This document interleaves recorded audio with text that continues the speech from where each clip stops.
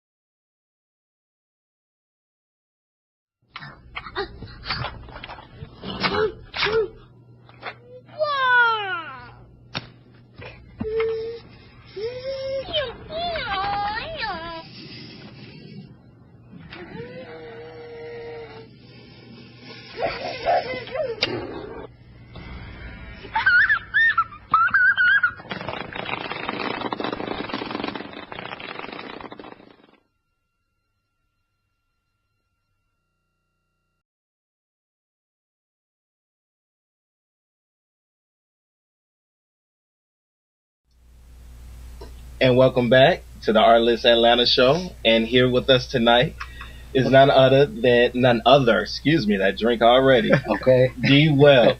How you doing tonight? Pretty good. How about you? I'm doing good. We're so pleased to have you with us today. Oh man, thank you for having me. This is a great honor. I appreciate it. So first thing is first, how is that drink for you? The White Lion. I'm loving it, man. Okay. It's not too heavy. It's not too light. It feels good to me. Okay. You like a little feline. Okay.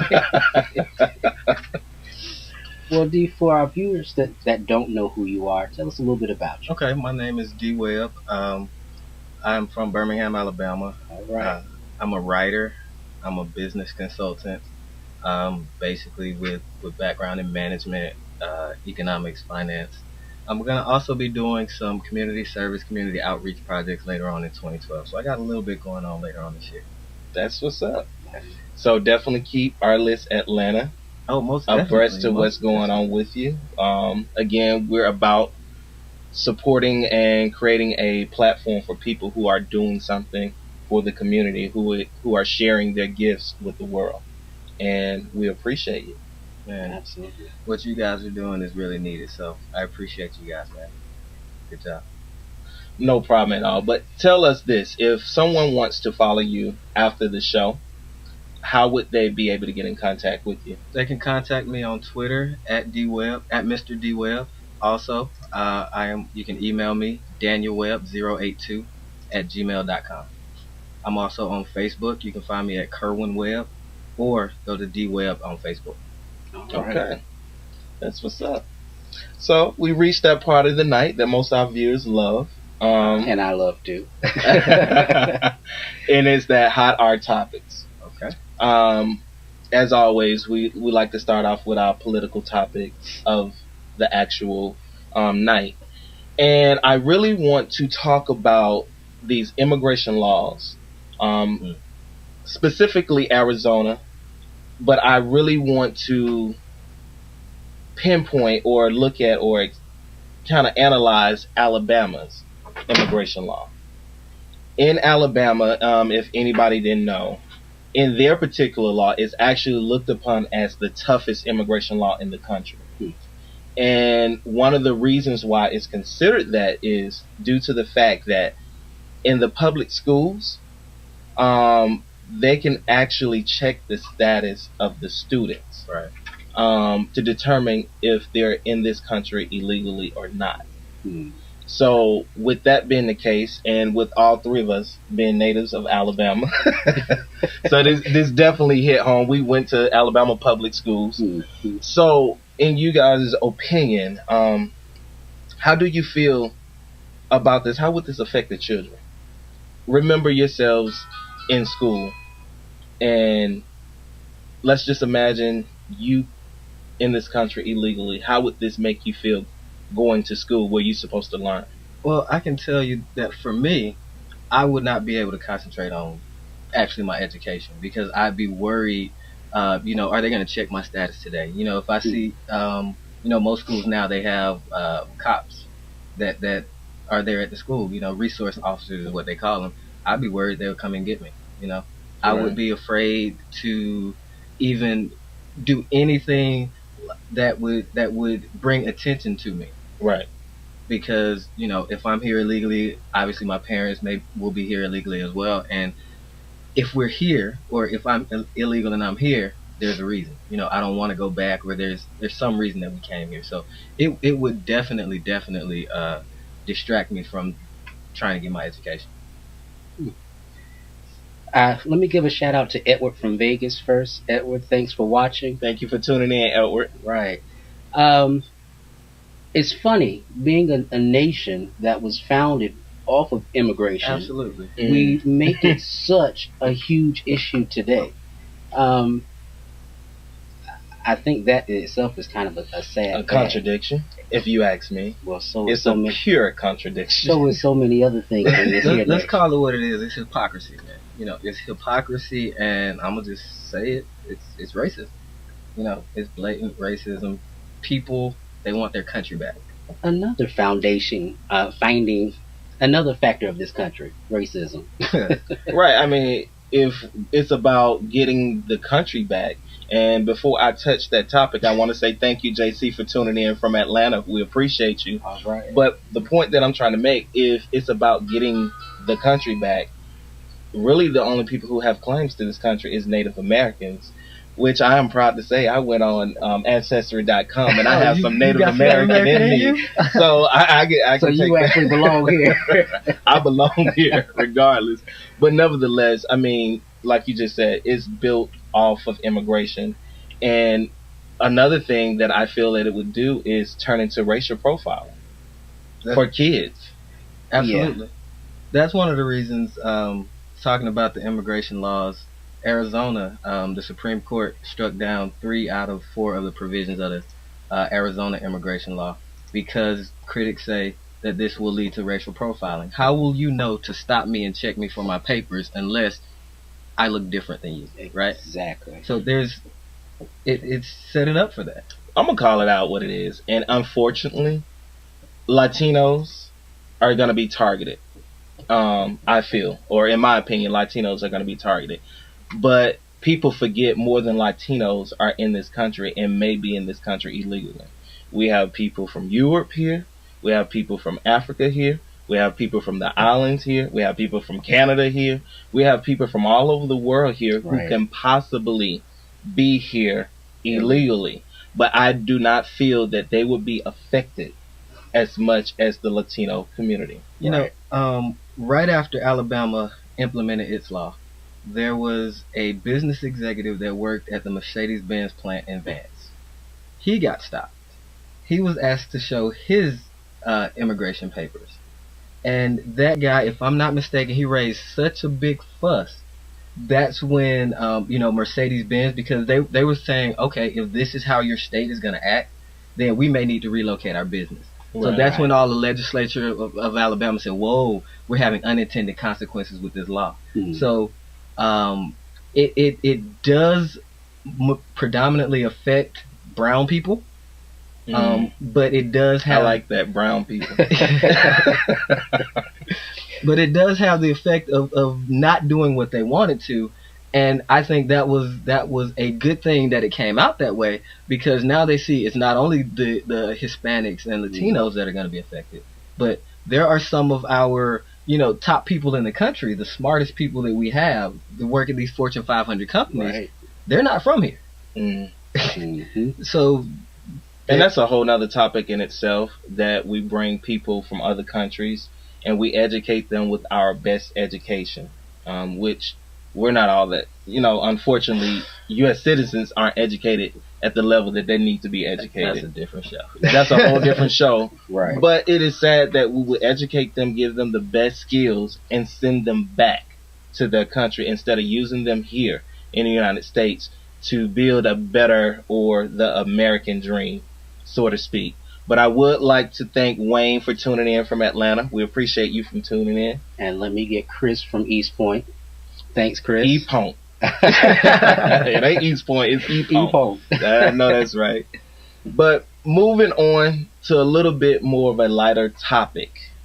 I did want to revisit this topic tonight in our entertainment section. And of course, it's Love and Hip Hop Atlanta. After watching the second episode, and y'all can just jump at it, how do you feel about the show? Have at it. No, you go first, because I insist. Okay. Well, I look at these reality shows, and sometimes I just shake my head, because to me, they're all predictable in their format.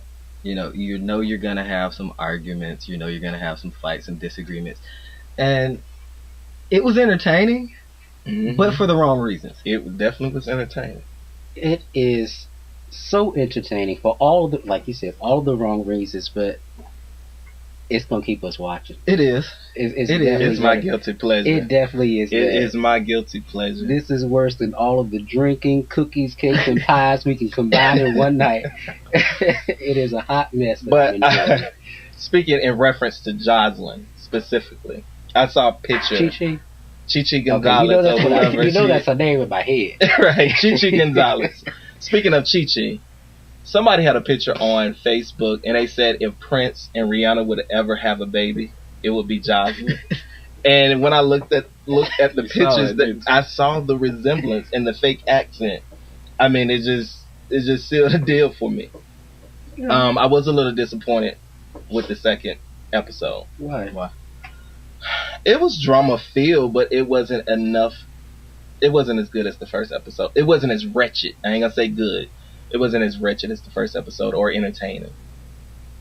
I agree. But really, how can you top that first episode right now without setting some more of the scenes?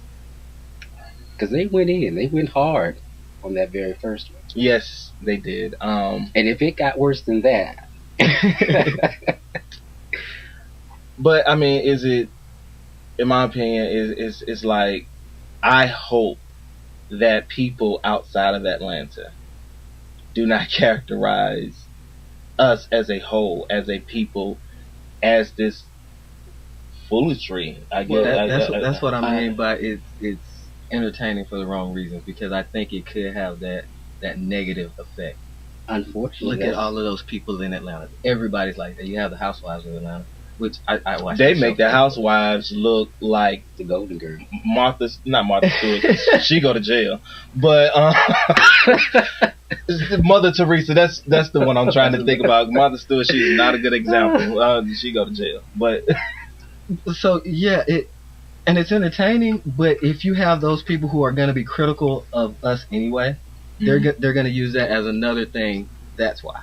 Unfortunately, I think that's just going to be the case. I mean, before we came to Atlanta, everything I thought about Atlanta is pretty much what I saw on TV at the time and what my friends told me. That was it. Exactly. and Atlanta is so not what I thought it was. Coming here to party. Party Atlanta is different from work Atlanta. Work Atlanta, you have to deal with traffic. Work Atlanta, you have to deal with bills. Work Atlanta, you don't. Me personally, I don't party like that. Not as far as the club. Right. I have no desire. After I go through that evening traffic, You're done. I do not want to see a car. I do not want to get in a car. None of that. Well, I'm done after that morning traffic getting up to Lawrenceville now. I can tell you guys, I do not miss that traffic. I used to commute for an hour one way. That's me. So- Hour, 15 minutes sometimes. I feel lucky. I'm a good cold 25 minutes. That's it? 25 minutes. Oh man, he's got to make. I'm telling you. But we're going to move on to our taboo topic of the night. All right.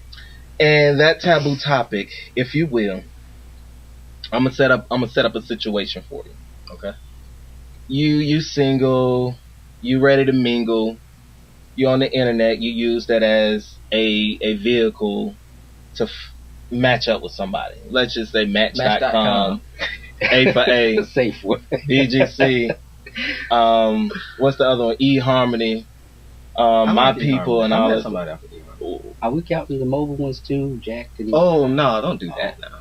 And Bear and all that stuff. But you meet someone on social media, Okay. Facebook nowadays, and you meet up with this person and you guys hit it off. You're moving into the serious place. Relationship. Okay. Yeah, the serious place of the relationship. You want to commit at this point. But this person refuses to delete this profile that specifically so I guess that'll exclude Facebook, but specifically set you up or match you up with different people. But you guys are serious at this point, and they refuse to delete their profile. How would you feel about that? How would the viewers feel about that? Let me ask you a question. Do they change their status from Yes. single to in a relationship? Does it really matter? That is such a good The whole question. basis is to set you up with someone, Well, match you up. okay. You take this one first. I don't even know where to begin because it really, for me, depends on how far along in that process we are, Okay. and how into That person. that you are. person I am. We into each other. So give me I a time damn near frame. love Give you. me a time frame, like 6 months, a year, like what? Oh gosh, that's time. I don't think Dictate that- love. Yeah, I don't think the time should matter. But if I'll it's put it like this. I can answer. If y'all scared, I'm gonna say it. Either you delete it or I'm gonna leave. One of the two. I put it like this. I wouldn't necessarily say that we would have to delete them, but if your priority is that, I was about computer. to say, I was about to step out my. Go ahead. But if your priority is in that chat site and meeting all these new people, then how can your priority be on me? Now we can keep them, and we can go on them from time to time because I've had some very good conversations in there, But like I said, if your priority is that chat box, more not chat box, that chat site more than our relationship and our time together, I'm on the bandwagon with you. I mean, I'll say this, and I may be the odd man out here, but I wouldn't force him to. I wouldn't, because if at the point to where I get serious with somebody, that's when I trust you. And if I trust you, then if you tell me, hey, that's just something that I had, I don't do it anymore, I'm done with it. Okay, cool. obviously not. Well, I mean, because you could. I actually still have probably. Don't put your business do- out there. do- Or better yet, You maybe- still have a Facebook. Go on. I have a friend, no. I was gonna say if Black Planet is still around, I still have a Black Planet page. How long ago is that, right? MySpace. So I don't use it, but I didn't delete it. So if I trust you and you tell me that, hey, I don't use it anymore, I don't do anything with it, cool, we good. But what you do in the dark always comes to the light. So if I find out that you've lied to me, I'm about to shout. then I don't need to be with you. So that's my test of trusting you. I'm not gonna force you to do anything you don't want to do. Mhm. But if you lie to me, then we gotta go. Right. And I always say that when it comes to dating, you shouldn't have to make someone Exactly. make certain changes. They should They be should able want to to do it that. themselves. Right, themselves. I mean, out of courtesy for myself. If we're serious, we're at the point that we're moving into relationship status. I think I'm with you to a certain extent. Of you should not make anybody do anything, but there are going to be some decisions that I need to make, because my perception is my reality, and my thing is I wouldn't put myself in a situation where I'm tempted because we're flesh all day long. Something is going to be bigger and better, or a little bit more cuter than I, a little bit more handsome than I, and vice versa. If I'm putting myself in that situation, why even bring in that extra stress, that extra drama, that potential of infidelity when you really don't have to? We're gonna have enough issues down the line to deal with versus starting off I feel with something itching in your spirit. I mean, I get the thing about the trust, but at the same time, where's the respect? Go ahead, scratch. Well, that's where you have that conversation. Hey, I want you to do this. I don't feel like I should have to. Okay, then you guys have the talk, and if whatever, boom. But it's more difficult to do something on a site than it is in person. I can go out. It's easier to pick somebody up in person than it is to, chat on this site and with then say, today's let's go type of meet. people. No, people from what I've seen, people are a little bit more out there in the social media versus in person. I don't know how it's going down in Alabama these days, but in Georgia, they would stand on the wall and look at you all day. But as soon as you get home, I saw you at such and such. Why are you saying to me? At that point, then you should have said something. Then I don't have time for you. Mm-hmm. But that's what you're doing. Because for one thing is on the site you leaving a trail. People can find that. So you gotta be careful with what you do. NDLE group wants to know why go on a site that is about sex, that's centered around sex. Because I want sex. Right. And most of Atlanta wants sex. You get that itch sometimes. Yeah, you do. But you know, like you said that. earlier, though, you find people on Facebook, so it's not just a sex site that you link up with people on. I mean, you can have conversations and chats and stuff that go inappropriately on sites that aren't right the other ones. So, but I think though, you're an adult, I'm an adult. Mm-hmm. If you're forcing me in the beginning of our relationship to do something that I don't want to do, or if you're pressuring me, if you're saying take it down or I'm leaving, then that gives you the confidence to say, you know what, I can force my will on him anytime I want. No. If you feel it's justified, you can. I'm not gonna force anything on you. I'm not gonna make a big announcement. Oh, I'm out the door. My thing is, his bag's just gonna be packed. Right. I mean, he gonna come home with everything that you do, there's a consequence. Right. And for me, I'm big on respect. So how would that conversation go with you? And my conversation would be, hey, I understand we met here. We found something that is very beautiful. We found something that is strong, that is worthy. I am willing to connect myself to you if you're willing to connect with me. I feel, this is just my personal opinion to you, that maybe we need to let that part go because we're past that hurdle. We're somewhere else. Let's just let that go. So if we don't work out, we can always go back. But in the meantime, then I would have to create my page over again. That's fine. So that's why I want to keep you created the first time. That's honestly why it becomes difficult for me, because it's just a couple pictures and a couple words. No, not really that. Because see, you missing the potential for a while. No, not even that. When I created my profiles, because I'm out there, I ain't gonna lie, I used a name that I'm attached to, and I wouldn't want to delete my profile because you won't be able to use it again. Because I won't be able to get that name back. See, when I created these sites, it was more than just a sex hookup. It was really me genuinely to meet and network with people, right? So there is that possibility. Just saying. Whatever. I ain't feeling that. I ain't networking on them sites. Oh, I like that one. Sean says she don't care where her hubby eats at. Gets his appetite as long as he eats at home. I know that's right, Sean. So see, she's confident in what she has at home, so she's not worried about it. Right. That's a good point. Maybe I'm just insecure, but that comes along with me. You might have some growing to do. Yeah, I do. But I do want to ask y'all about something. All right. Since we're on wretchedness and mistress, did y'all hear about the show Real Mistress of Atlanta? No. Tell me about it. We got, I forget what these lames are from, but we have 4 women and a dude that's supposed to be mistress of people that are in the entertainment business, who are in the sports arena, or different movers and shakers around the world, and specifically in Atlanta. So they come out with a show. If they're gonna name drop, I don't know. Mm-hmm. I really don't care, but they're worse than Love and Hip Hop. If I'm a mistress or somebody who's supposed to be on the side, why would I broadcast myself? Because isn't that gonna mess me up? They're lame.